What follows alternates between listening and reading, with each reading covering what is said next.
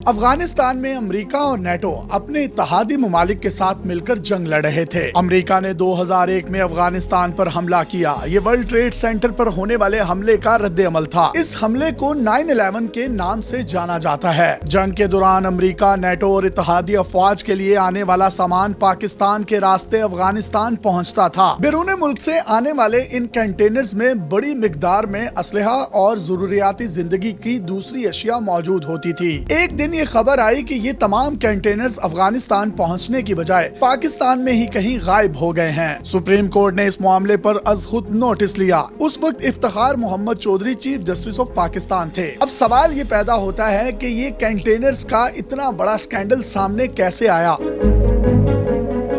2008-9 کی بات ہے۔ ایک دن کسٹم آفیسر عاشر عظیم کنٹینر کے ڈیٹے کا تجزیہ کر رہے تھے۔ وہی عاشر عظیم جنہوں نے پی ٹی وی کے لیے مشہور ڈرامہ دھواں لکھا تھا۔ یہ آج کل کینیڈا میں ہیں اور ٹرک چلا رہے ہیں۔ عاشر عظیم نے کنٹینر کے ڈیٹے کے تجزیے کے دوران انہوں نے دیکھا کہ ایک کنٹینر افغانستان کے لیے نکلا اور 12 گھنٹوں میں ہی یہی کنٹینر ایکسپورٹ کا سامان لے کر واپس کراچی بھی پہنچ گیا۔ ہونا تو یہ چاہیے تھا کہ یہ کنٹینر 8 سے 9 دن میں افغانستان پہنچتا، وہاں سے واپس کراچی آنے میں اسے 15 دن لگتے، لیکن یہ صرف 12 گھنٹے میں ہی واپس ٹرمینل پر پہنچ رہا تھا۔ اس میں ایکسپورٹ کا سامان بھی لدا ہوا تھا، یعنی یہ کنٹینر سامان لے کر افغانستان گیا، وہاں جا کر خالی ہوا، وہاں سے نیا سامان لے کر کراچی آ گیا۔ جب عاشر عظیم نے مزید ڈیٹے کو انالیسس کیا تو اسے پتا چلا کہ اس طرح کے تقریباً 100 سے 150 کنٹینرز ہیں جو کہ اسی طرح گئے تھے اور واپس آ گئے۔ جب انہوں نے پوچھ گچھ کی تو کنٹینرز کی کاغذی کاروائی پوری تھی۔ یہ ایک انتہائی پریشان کن صورتحال تھی۔ کسٹمز حکام نے بورڈ آف ریونیو کو ایک خط لکھا۔ انہیں بتایا گیا کہ کس طرح کنٹینرز کے معاملے میں ہیر پھیر کیا جا رہا ہے۔ اس معاملے کی مکمل اور شفاف تحقیقات ہونی چاہیے۔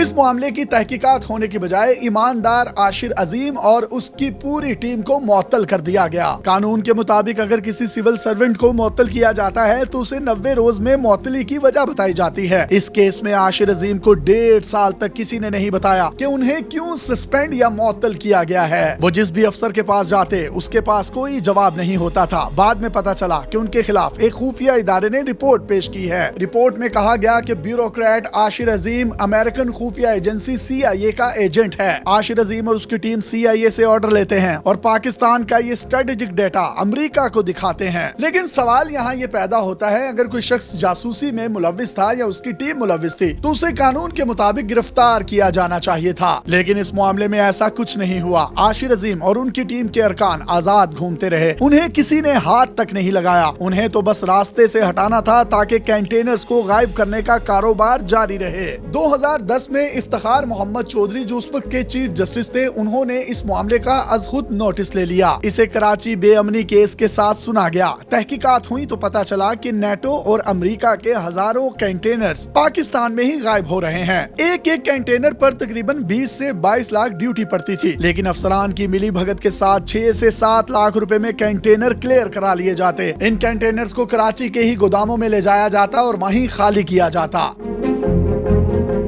اس طرح قومی خزانے کو ڈیوٹی کی مد میں اس وقت کا 54 ارب روپے سے زائد کا نقصان پہنچایا گیا۔ بہت سے لوگ اس میں گرفتار بھی ہوئے، لیکن یہ معاملہ آج تک کسی منطقی انجام تک نہ پہنچ سکا۔ اس وقت کہا جا رہا تھا کہ غائب ہونے والے کنٹینرز کی تعداد 29,000 ہے، جو کہ بعد میں 19,000 پر آ گئی۔ اصل حقیقت کا کسی کو نہیں پتا چل سکا کہ کتنے کنٹینرز غائب ہوئے تھے۔ اس کیس سے ایک بات کھل کر سامنے آئی ہے کہ اس ملک میں ایمانداری سے بڑا کوئی جرم نہیں۔ پاکستان کو ہماری اسٹیبلشمنٹ حکومتوں اور سیاست دانوں نے اتنا نقصان نہیں پہنچایا جتنا کرپٹ بیوروکریسی نے پہنچایا ہے۔ افسر شاہی، بڑی بڑی گاڑیاں، سفید ہارن، 7 بڑے بڑے اسلحہ بردار گارڈز اور ان کے شاہی پروٹوکول، لیکن اگر ان کو کام کا کہہ دیا جائے تو یہ اپنے ٹھنڈے AC والے روم سے نکل کر کام نہیں کرنا چاہتے۔ اور اگر ان میں سے کوئی سپوت عاشر عظیم جیسا ایمانداری کے ساتھ کوئی کام کرنا چاہے تو اس پر غداری کے لیبل لگا کر اس کو یا تو سلاخوں کے پیچھے دھکیل دیا جاتا ہے یا وہ مجبور ہو کر جلا وطنی کاٹنے پر مجبور ہو جاتا ہے۔